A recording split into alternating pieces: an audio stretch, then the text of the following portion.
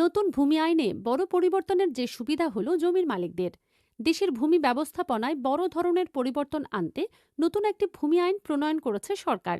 এই আইনের মাধ্যমে জমির মালিকানা নির্ধারণ, খাজনা আদায় ও ভূমি সংরক্ষণ সংক্রান্ত সব কার্যক্রম আধুনিক ও ডিজিটাল ব্যবস্থার আওতায় আনা হচ্ছে।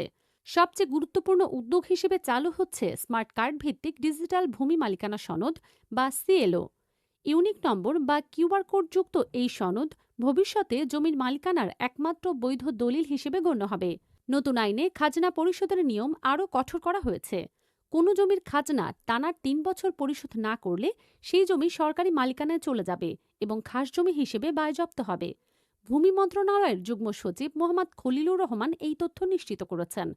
ভূমি সংক্রান্ত জালিয়াতি ও অবৈধ দখল ঠেকাতে আইনে কঠোর শাস্তির বিধান রাখা হয়েছে। অবৈধভাবে জমি দখল বা জাল কাগজপত্র ব্যবহারের প্রমাণ মিললে সর্বোচ্চ ২ বছরের কারাদণ্ড, ৫ লক্ষ টাকা পর্যন্ত জরিমানা অথবা উভয় দণ্ডই দেয়া হবে।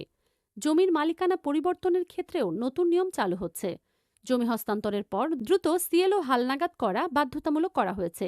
পাশাপাশি নামজারি সম্পন্ন করা এবং নিয়মিত খাজনা পরিশোধও বাধ্যতামূলক থাকবে।